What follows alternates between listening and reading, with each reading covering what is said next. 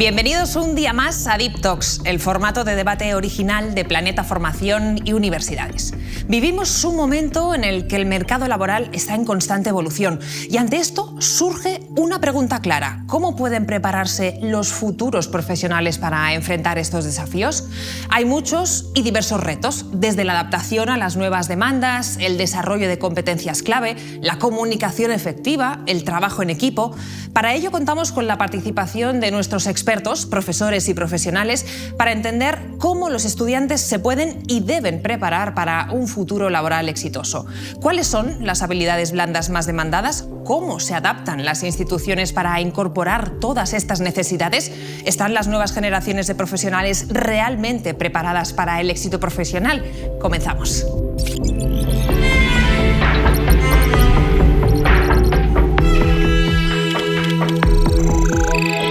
Están con nosotros hoy en el plató de Deep Talks Esther González Arnedo, directora y profesora del Máster de Recursos Humanos en EAE Business School, Carlos González García, director del grado en Ingeniería Informática en UNIE Universidad, Julián Núñez Lozano, coordinador y profesor de los ciclos profesionales del área de empresa en IFP. Y además contamos también como invitado especial con Cristina Marqués, quien, además de formar parte del Consejo Asesor de EAE Business School, ocupa actualmente la posición de Talent Acquisition Leader en IBM. Bienvenidos. Gracias. Gracias por estar hoy con nosotros. Además, antes de empezar propiamente con el debate, me gustaría aprovechar la presencia de Cristina con una amplia experiencia en departamentos de recursos humanos y también en la captación de talento para poner un poco en contexto a la audiencia y ver cómo está el mercado laboral, cuáles son los retos a los que se enfrenta y cuál es la demanda real de perfiles. Lo que cada empresa demanda depende, por supuesto, del sector en el que opera, de su estrategia empresarial, de sus necesidades de negocio actuales, pero generalizando mucho, yo creo que todas las empresas buscamos lo que has mencionado al principio, lo que son habilidades blandas, transversales o en inglés soft skills. Es decir, aparte de saber hacer el trabajo y tener las competencias que llamamos técnicas, el tener una serie de habilidades como la comunicación, el trabajo en equipo, la capacidad de aprendizaje, la inteligencia emocional, que vale para cualquier puesto. Yo creo que actualmente se les da tanta o más importancia que a las competencias técnicas. De hecho, hay un estudio de LinkedIn que dice que el 92% de los profesionales de recursos humanos, y supongo que estarás de acuerdo conmigo, le damos tanta importancia o más que a las competencias técnicas. Y un estudio similar de McKinsey que entrevistó a ejecutivos también recogió que el 80% de los ejecutivos le dan muchísima importancia. Entonces, resumiendo, las competencias blandas o transversales son fundamentales. Yo diría que actualmente hay dos tendencias que también están marcando necesidades añadidas. Una, por un lado, sería la globalización. Las empresas que trabajamos en entornos globales buscamos profesionales que sepan trabajar en equipos multiculturales, diversos. Y, por otro lado, que sepan manejarse y defenderse en inglés. Eso en cuanto a la globalización. Y luego, por otro lado, diría que con la innovación tecnológica buscamos también profesionales que tengan otro concepto que voy a introducir ahora, que es el de habilidades transferibles. Es decir, probablemente no sabes utilizar una herramienta, has utilizado una muy parecida, pero esa herramienta que has sabido utilizar te permite aprender de manera muy rápida la nueva. Entonces, con la inteligencia artificial y toda la disrupción tecnológica va a ser muy útil ese tipo de adaptabilidad. También otro concepto interesante que es el de Learning Agility, es decir, el ser capaz de aprender. También con la inteligencia artificial creo que vamos a necesitar mucho el pensamiento crítico, porque ya sabéis algunos más que yo, pero lógicamente tiene sus sesgos y hay que saber tomar decisiones en base a la información que nos da, que no siempre es fiable o verídica 100%, y pensamiento analítico. Así que yo creo que básicamente ese es un resumen de las competencias que estamos demandando en las empresas actualmente. No sé qué opináis vosotros desde vuestros departamentos. ¿Qué os piden las compañías? Carlos, por ejemplo. Sí, justo, estoy muy de acuerdo con lo que ha dicho Cristina. Al final, en el caso de la ingeniería informática es todavía más manifiesto, pero yo creo que el diagnóstico es común ya a todas las disciplinas. Estamos ya en un mundo, ya no solo un mercado laboral, pues muy cambiante, que está evolucionando mucho. Existe todavía se ha acelerado más la transformación digital, ¿no?, a raíz de la pandemia, pero ya no solo eso, sino a raíz de la proliferación de estas herramientas de inteligencia artificial y demás. Entonces, un mercado laboral tan cambiante ya dificulta mucho que tú estudies una carrera, un máster, un ciclo de formación profesional y el mundo siga igual, ¿no?, durante años a lo que tú has estudiado, ¿no? Entonces yo creo que hay que poner un poco de énfasis en este tipo de habilidades, de ser capaz de aprender, ¿no?, de incentivar un poco también el autoaprendizaje. También, bueno, por supuesto, todo el tema de la globalización, un mundo hiperconectado, pues hay que ser capaz de manejo del inglés, el participar de otras, ya todas las empresas son multiculturales, hay muchos desplazamientos, sobre todo las multinacionales. Pero yo querría destacar algo, y es que lo que percibo yo en mi área de las empresas es que cada vez resulta menos importante, siendo todavía importante, pero resulta menos importante la parte teórica, y digamos que quieren que las universidades se centren un poco más en la parte práctica para que aprendan un poco las habilidades que necesitarán ya de por sí cuando lleguen a las empresas, ¿no? Al final los conocimientos teóricos están ahí, hay que conocerlos, pero se valora más el ser capaz de qué cosas puedes hacer, ¿no?, cuando llegues aquí. No sé si opinas lo mismo, Julián, desde FP. Sí, estoy plenamente de acuerdo con mis compañeros. Es cierto que los conocimientos son muy importantes, pero es verdad que en un mundo tan cambiante, globalizado, como hemos dicho, las capacidades y las habilidades son fundamentales. La capacidad de saber aprender, la capacidad crítica, muy importante cuando tenemos herramientas de inteligencia artificial que prácticamente nos lo dan todo hecho. Tenemos que tener esa capacidad crítica que nos permita preguntarnos si lo que esta herramienta me da es correcto o no es correcto. Por tanto, es cierto que sobre todo las habilidades y la capacidad de aprender son fundamentales a la hora de tener éxito en el mercado laboral. Esther, ¿qué opinas tú? Pues no puedo estar más de acuerdo. Ya me queda poco que añadir porque la sabiduría ya está en este debate. Es cierto que estamos seleccionando, lo que me confirman todos los profesionales, por habilidades blandas. Por supuesto, hay unas habilidades de corte duras, es decir, o tienes los conocimientos o no vas a entrar ni siquiera en un proceso de selección. Pero a partir de ahí, la diferencia la va a marcar todas las habilidades blandas. ¿Qué estamos viendo? La agilidad es fundamental, la flexibilidad, el no tener ningún miedo al cambio, porque el cambio es lo único que permanece, refraseando a los antiguos filósofos, y realmente la adaptabilidad es fundamental. ¿Qué estamos viendo? Por ejemplo, el emprendimiento es fundamental. Nosotros en EAE Business School estamos haciendo un esfuerzo enorme en laboratorios de emprendimiento, con muchísimos proyectos de emprendimiento. ¿Por qué? Pensemos en las organizaciones que han triunfado en los últimos 20 años. Hace 20 años muchas de ellas no las conocía nadie. Perder el miedo a emprender, generar las habilidades del emprendedor es fundamental, tanto si vas a ser emprendedor por tu cuenta como si vas a trabajar en una empresa, porque la empresa necesita emprendimiento y el intraemprendimiento. Esto es fundamental. Todos estáis hablando de estas habilidades blandas. En mi época, al menos, cuando yo estudiaba, no se llevaba tanto, estudiabas las materias más teóricas, pero este tipo de habilidades, ¿no?, liderazgo, comunicación, no se ejercía tanto. Yo no sé cómo pensáis que se está afrontando desde las instituciones. Es decir, cómo se está fomentando, cómo estáis ayudando a los alumnos a adquirir estas habilidades blandas. Yo creo que es cierto que la realidad va mucho más rápido de lo que puede ir la educación, pero es cierto que la incursión de las empresas en los planes educativos es fundamental para lograr el éxito. Creo que el objetivo es ir hacia una educación dual completamente, donde las empresas tengan mucho que aportar en los planes de estudios, y de esa manera yo creo que los alumnos encontrarán en las empresas lo que realmente buscan. Creo que es fundamental que la empresa entre en la educación. Cristina, Yo desde el punto de vista de la empresa sí que noto un cambio radical en cuanto a mi generación y la generación actual en cómo vienen preparados respecto a las habilidades transversales. Sí, yo creo que el modelo educativo en España y probablemente en todo el mundo ha sido durante muchos años pues, un poco estático, y ahora es cuando efectivamente digamos, los acuerdos empresa-instituciones educativas están pues, en su punto más álgido, y esto impacta de muchas formas. Impacta desde facilidad de hacer prácticas, desde que puedan venir las propias empresas a participar en diferentes sesiones, masterclass y demás. Pero por ejemplo, en universidad lo que también nos gusta aportar nosotros como valor añadido, al margen un poco de lo que, digamos, cada carrera tiene sus competencias, sus necesidades, pero de forma transversal intentamos ofrecer pues, a los estudiantes diferentes charlas, talleres, traer expertos pues, justo en poder trabajar en equipo, a lo mejor en poder hablar en público, este tipo de habilidades blandas que al final son un plus que tradicionalmente, pues como decías tú, no se daban en los centros educativos, y que ahora pues, los estudiantes en este sentido sí que salen mucho más preparados y un poco tienen una visión más realista de lo que se van a encontrar cuando lleguen a la empresa. Y desde tu experiencia, Esther, ¿cómo lo reciben los estudiantes? Entusiasmados. Es que piensa que además, coincido plenamente con Carlos, que estamos en un sistema educativo que ha primado mucho que la base teórica es muy importante, que por supuesto que lo es, pero nos falta la aplicabilidad práctica. Por eso la conexión con las empresas es fundamental. A mí, Cristina, te agradecemos muchísimo que estés aquí porque trabajamos muchísimo desde AE la conexión con el mundo empresarial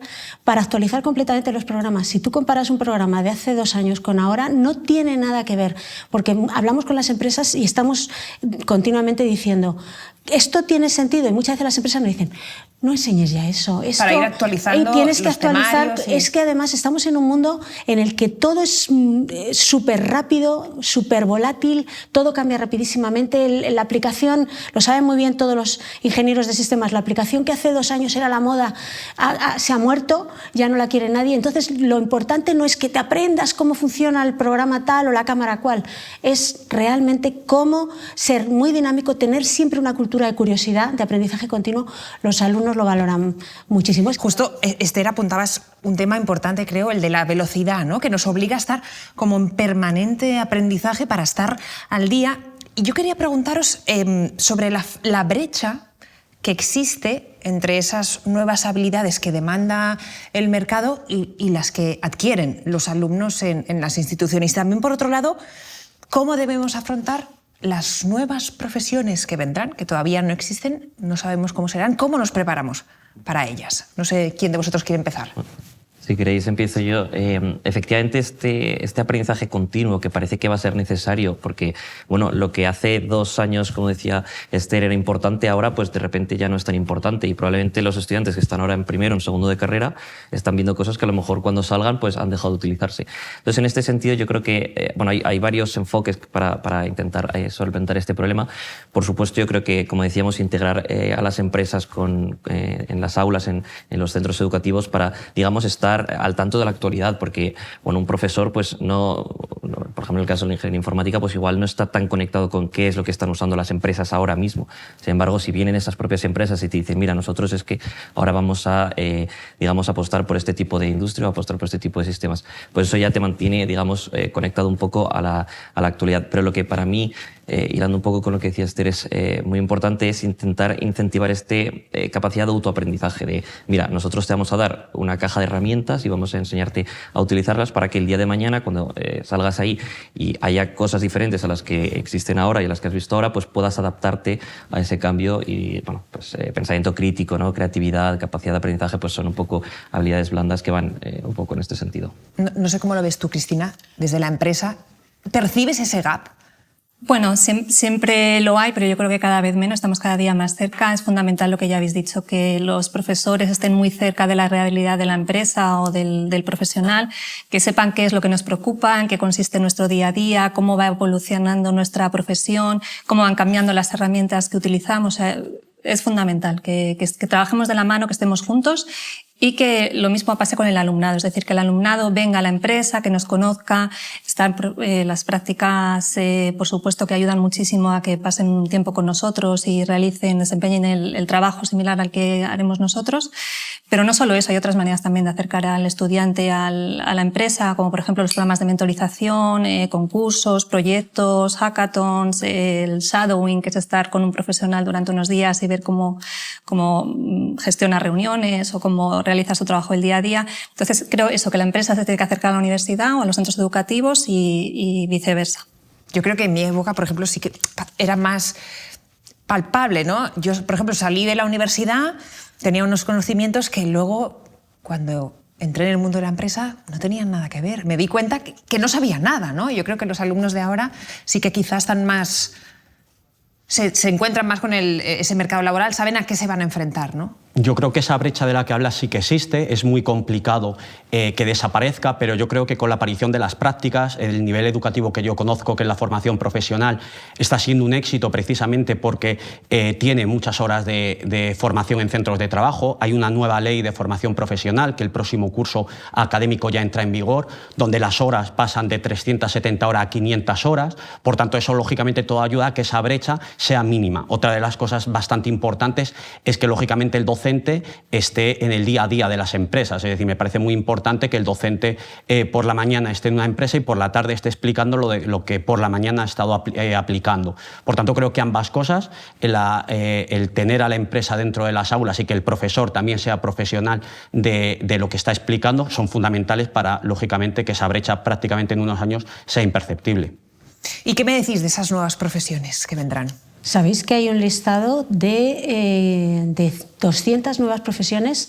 O sea, lo que se dice es que tus hijos ya mayores, tus hijos adolescentes, aquí estábamos hablando, había gente con hijos adolescentes, va a estar trabajando en profesiones que no existen. Esto es cada vez más líquido. Cada vez hay más nuevas profesiones en todos los ámbitos. Se nota mucho en tecnología, pero en todos los ámbitos que realmente, y por ejemplo, Internet, redes sociales, ha abierto una pléyade de nuevas profesiones que es muy probable que muchos de los estudiantes de ahora van a trabajar en trabajos que cuando se lo expliquen a sus padres van a decir, pero hijo mío, ¿eso qué es? Y hay una cantidad impresionante de trabajo ahí. Por eso es muy importante que las personas sean flexibles y lo que siempre recomendamos a profesores y alumnos, un aprendizaje continuo. Tienes que estar siempre aprendiendo y siempre curioso, siempre atento, porque realmente eso va a marcar la diferencia. O sea, hay unos caladeros de trabajo en sitios absolutamente inesperados.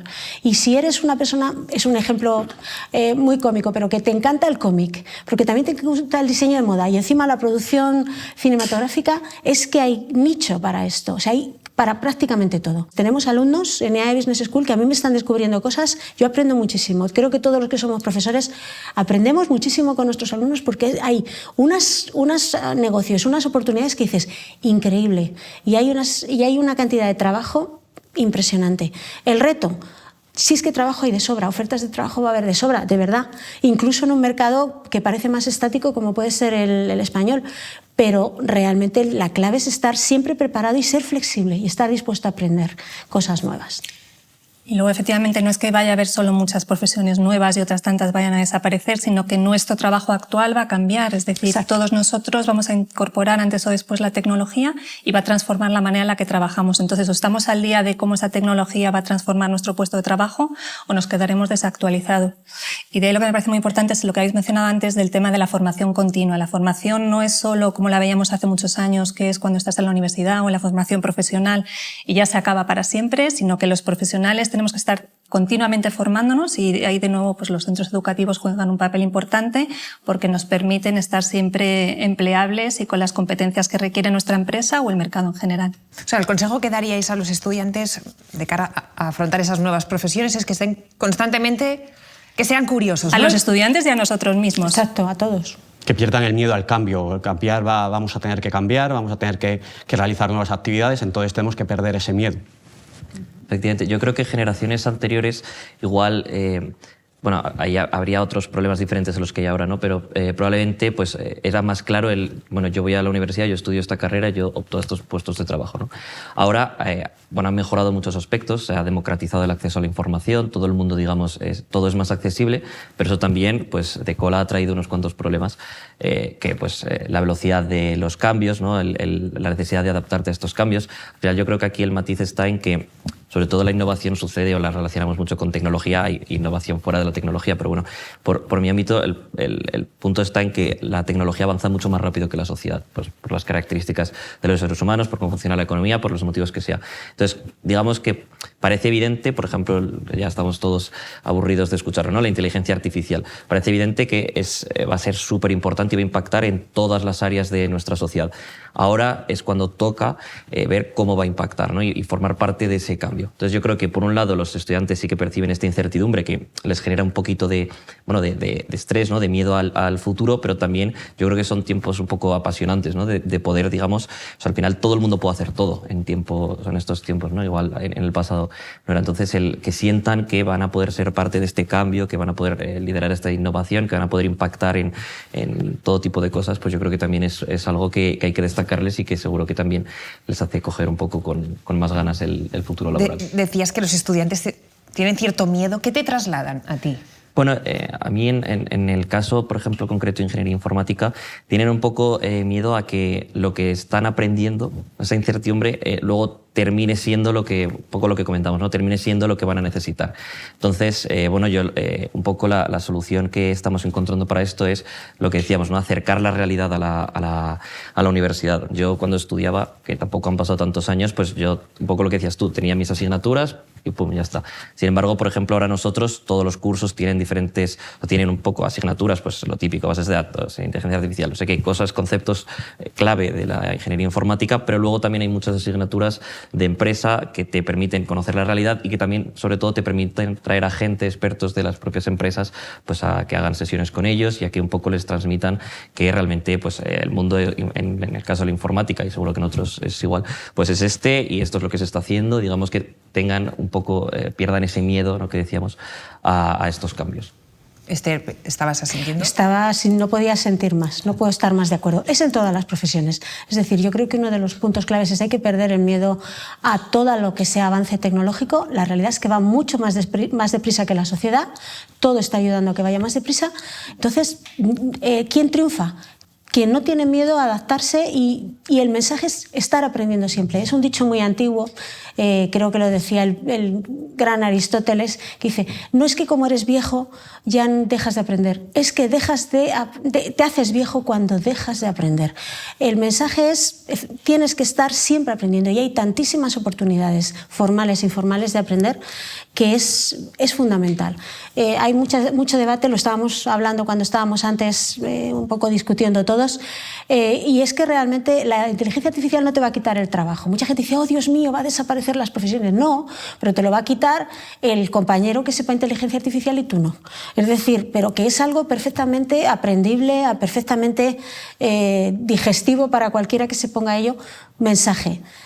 No perdamos el miedo al cambio. Eso está aquí y fomentemos que haya un aprendizaje continuado. Y esa es la única forma de garantizar que triunfaremos en un mundo cada vez más volátil, ¿no? Y que cambia más rápidamente.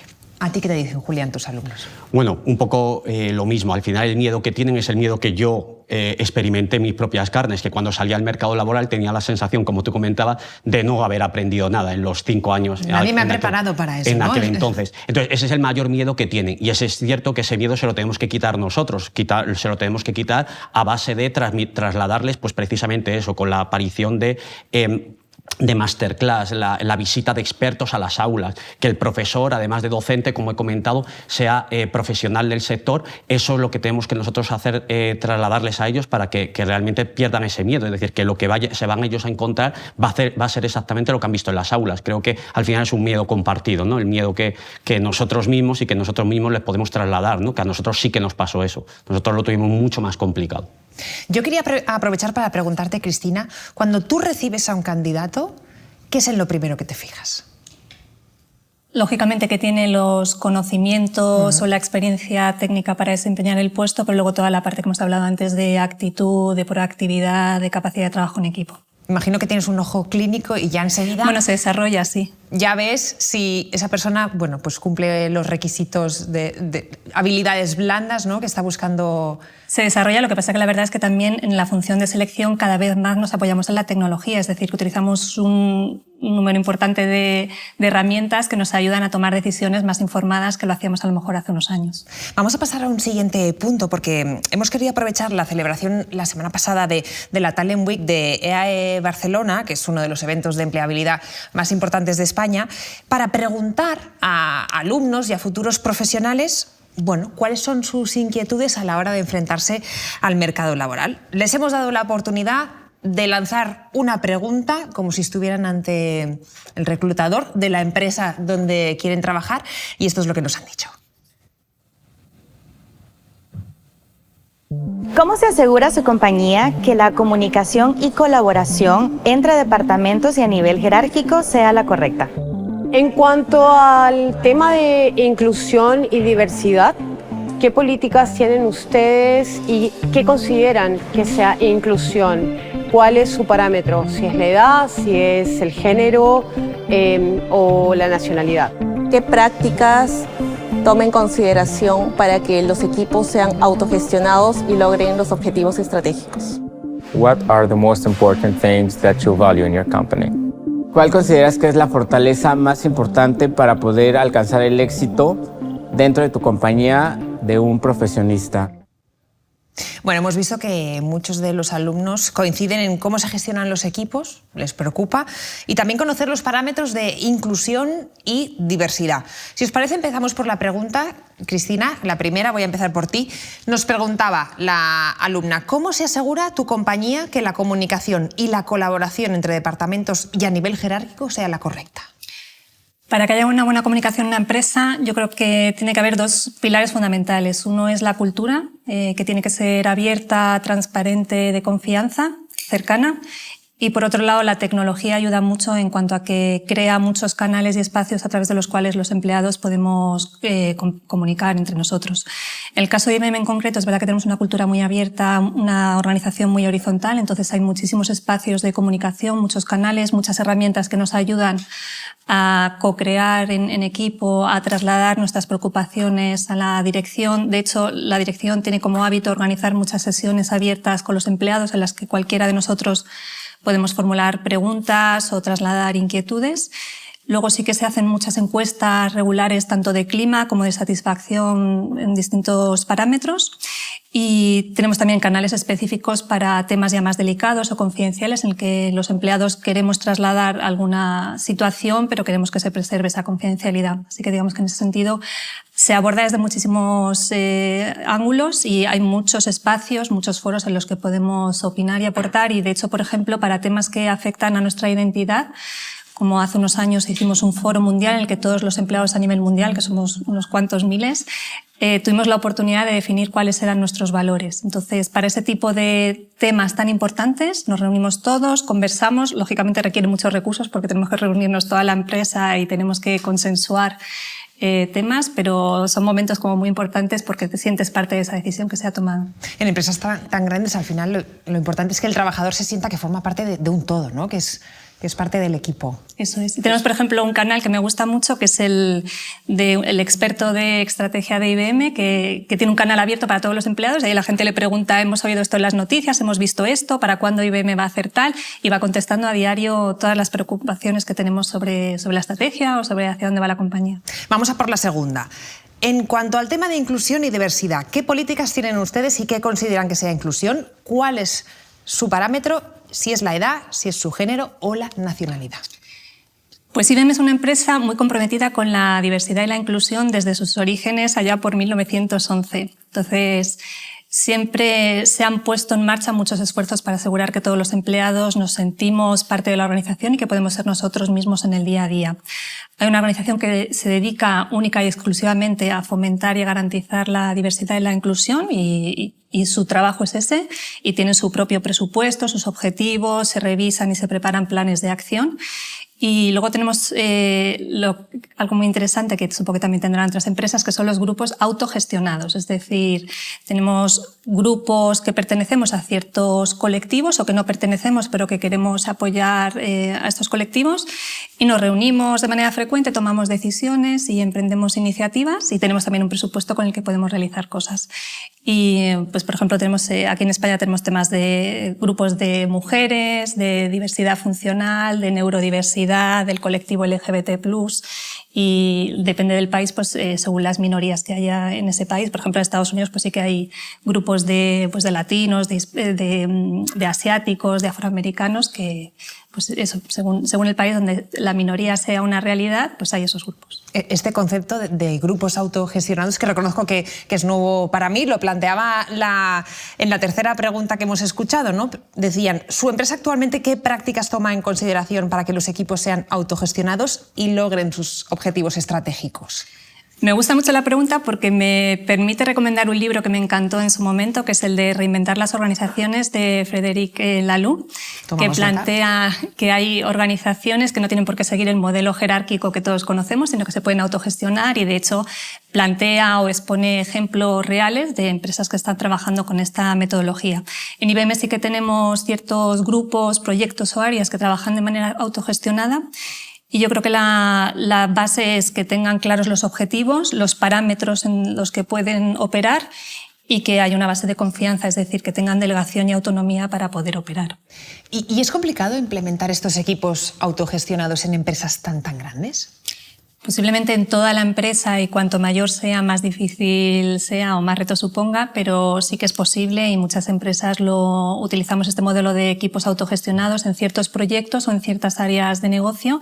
Y tú antes, Esther, has mencionado el tema del intraemprendimiento, que cada vez está más en boga, se utiliza mucho en la mayoría de las empresas grandes, multinacionales.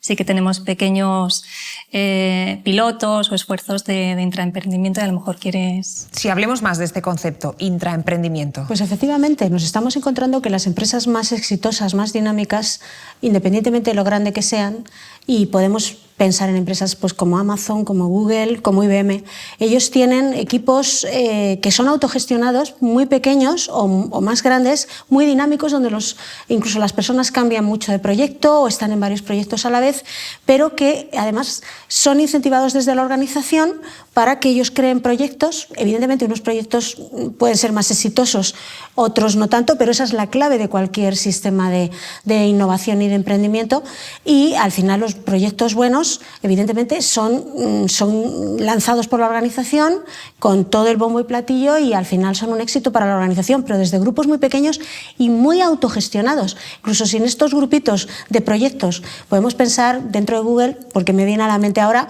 ellos tienen diferentes proyectos de emprendimiento, Google Maps, Google Meets, todo esto ha salido de alguien que dice vamos a juntarnos unos cuantos dentro y vamos a organizar algo. Si tú dentro de ese grupo preguntas quién es el líder, nadie lo sabe. Dice, pues depende del momento. Son sistemas muy ágiles, ¿no? Muy agile, ¿no? Hablando de la metodología ágil.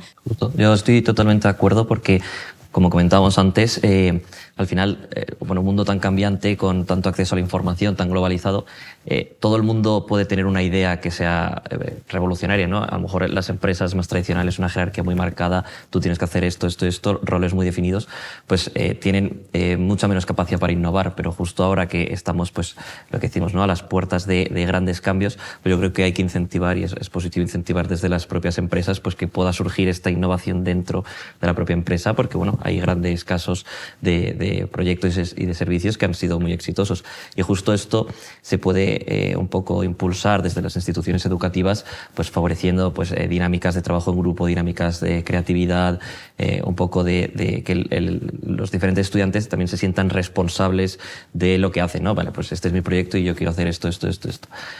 No tanto voy a clase, escucho lo que me dicen y luego me presento al examen. Igual es el momento de pues, empezar a incentivar y a cambiar un poco la forma de evaluar a nuestros estudiantes. A mí me parece muy interesante, siguiendo con ese hilo, y cuando antes hablábamos de esa brecha entre las instituciones educativas y las empresas, una de ellas es el famoso emprendimiento. Para mí es muy curioso, yo tengo una microempresa y siempre he fomentado mucho el emprendimiento, y es muy curioso cuando al comienzo del curso preguntas a los alumnos quién tiene en mente emprender. El 1% puede ser que te diga que sí. La mayor parte de los alumnos, quizás por lo que han vivido en su casa, prefieren un sueldo más estable, pero es verdad que el emprendimiento no está en la cabeza de los alumnos cuando empiezan su vida académica, ¿no? Por tanto, es muy interesante eso. Yo hablo de mi empresa. Mi empresa era una empresa muy pequeñita, que iba muy bien hasta la aparición de la pandemia, y por un agente externo que no pude controlar, pues la empresa, lógicamente, no llegó al objetivo que teníamos, ¿no? Y eso a mí me ha costado mucho saberlo gestionar, y a mi entorno también. Por tanto, yo creo que el emprendimiento hay que fomentarlo, pero también hablando un poco de otro tema muy importante, el tema de la inteligencia emocional y cómo los chicos tienen que saber gestionar el fracaso. En la vida muchas veces se fracasa más que se gana. Por tanto, muy interesante que las instituciones educativas trabajaran mucho en eso. Es una cosa fundamental. ¿Y por qué está tan mal visto el fracaso? ¿Es un tema cultural en nuestro país? Yo creo que es un tema cultural. Está muy mal visto el fracaso, y por eso los alumnos no se plantean el emprendimiento como una posible salida laboral. Cuando no nos olvidemos que el 90%, más del 90% de las empresas españolas son pymes.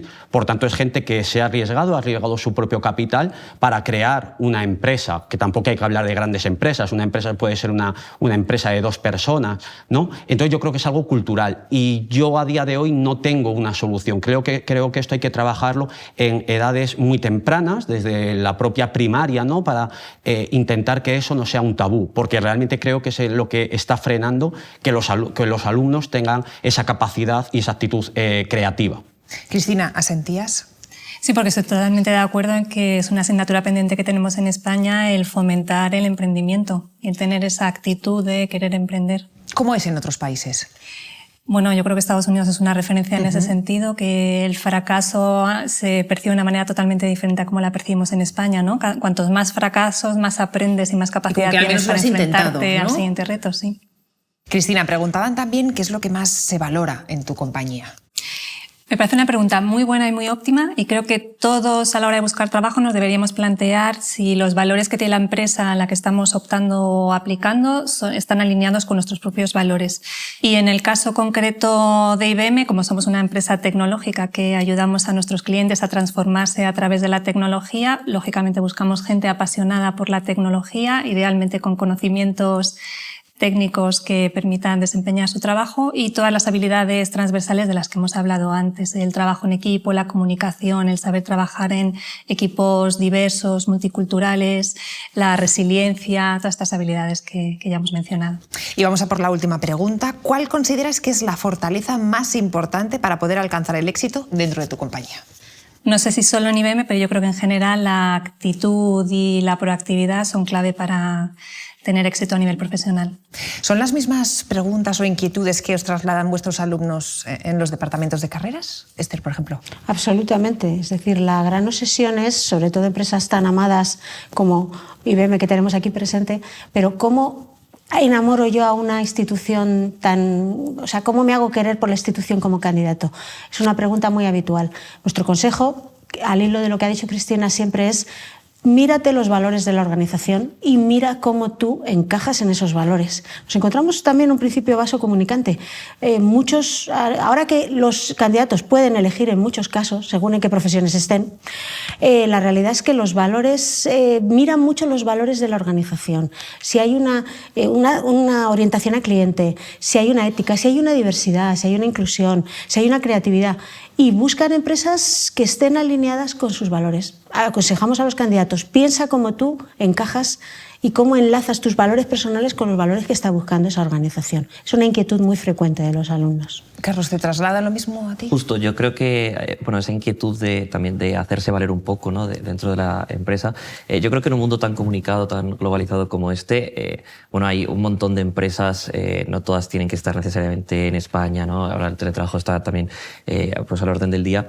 Yo creo que un poco también lo que se transmite a los estudiantes, y lo que creo que también deberían ellos tener presente, es intentar buscar ese match de la empresa. Yo le puedo aportar a la empresa lo que la empresa quiere o espera que yo le aporte, pero también la empresa a mí me está aportando, estamos en el año 2024, ¿no? Todavía hay un montón de cosas que una empresa te puede aportar, y que todas estas, sobre todo las grandes empresas lideran todo esto, pero también las pequeñas, hay un montón de intangibles que te pueden hacer sentir más cómodo, ¿no? También temas de diversidad, temas de inclusión, el que también te animen a poder participar en todo tipo de proyectos. Pues a lo mejor a mí me gusta mucho hacer esta tarea, pero también quiero tener la oportunidad de conocer otro departamento, quiero tener la oportunidad de hacer un poco esa movilidad, ¿no? Entonces sí, un poco esa incertidumbre las tienen los estudiantes ahora, pero yo creo que no tienen que estar preocupados por eso, porque si ellos tienen esas capacidades, seguro que las empresas van a estar encantados de poder contratarles. Y Julián, ¿a ti qué te trasladan tus alumnos de FP? Sí, un poco la inquietud que suelen tener ellos también es que cuando una persona termina un ciclo de formación profesional o un grado universitario, al final yo se lo digo a ellos, ¿no? Todos somos iguales, todos tenemos los mismos conocimientos. ¿Cómo me puedo distinguir de otro compañero, ¿no? Pues la habilidad comunicativa, la capacidad de hablar en público, el poderme comunicar en distintos idiomas. Al final, cada uno tiene que buscar un poco su hilo para ser atractiva para una compañía, y lógicamente no todo el mundo le apetece trabajar en todas las compañías. Entonces, como bien decía la compañera, hoy en día podemos elegir en función de las políticas que tengan, la política de conciliación laboral, que me parece también fundamental. Pues es posible que en función de tu etapa personal en la que estés, pues premies un tipo de cosas u otras. Por tanto, es importante que cada uno busque su camino. Hemos hablado del temor al fracaso. No sé, Cristina, si tú cuando recibes a nuevos empleados lo percibes, este miedo. Bueno, yo lo que le diría a vuestros estudiantes es que pierdan el miedo, porque al final las empresas lo que estamos es muy deseosas de encontrar a los candidatos que podamos incorporar a nuestros equipos. Así que si se centran en desarrollar esas competencias técnicas que son necesarias para el puesto, pero sobre todo las habilidades blandas, los vamos a contratar seguro porque lo estamos deseando. Es decir, que hay que quitarse el miedo y saber que si uno pone el trabajo, al final hay empresas que necesitan esa fuerza laboral. Bueno, y al final lo dice el dicho, ¿no? Nadie nace enseñado, con lo cual también a medida que van pasando los años y vas adquiriendo experiencia, bueno, pues vas ganando, y lo importante es la actitud. Esas soft skills de las que hemos hablado. Bueno, en Deep Talks nos gusta terminar con un titular, un breve resumen de lo que os haya parecido más interesante, de todos los temas que hemos expuesto hoy aquí, de los que hemos charlado. Os voy a pedir un titular. Esther, si quieres empezar tú. Sal de tu zona de confort, pierde el miedo. Ahí fuera hay oportunidades maravillosas siempre que estés dispuesto a dar un paso al frente. Sé curioso y aprende durante toda tu vida. Y brillarás y triunfarás allí donde vayas. Carlos. Bueno, me ha gustado mucho el de Esther. Yo voy a aprovechar para destacar que las instituciones educativas tenemos que acercarnos mucho al mundo de la empresa para ofrecer a nuestros estudiantes, pues, digamos, las herramientas de más actualidad que les permitan, pues, desarrollar las profesiones del mañana. Cristina. Creo que tú lo harías mejor porque te dedicas a esto, pero bueno, haciendo un amago, yo diría que ahora más que nunca estudiantes, profesores, profesionales y empresas tenemos que estar atentos a cómo la tecnología va a cambiar nuestros puestos de trabajo, porque es un tren que ya está en marcha y es de alta velocidad. Julián. Yo creo que en un mundo tan cambiante y tan multicultural como el que estamos inmersos, las habilidades y capacidades son incluso más importantes que los conocimientos. Pues nos quedamos con todas estas ideas, reflexiones que hoy nos habéis trasladado. Muchísimas gracias a todos por vuestra participación. Y ya lo habéis visto, hemos intentado dar respuesta a algunas de las cuestiones sobre empleabilidad que ocupan no solo a estudiantes, sino también a empresas e instituciones educativas de cara a una mejor adaptabilidad académica e inclusión en el mercado laboral. Muchísimas gracias una vez más por habernos acompañado en Deep Talks. Os esperamos en el siguiente episodio.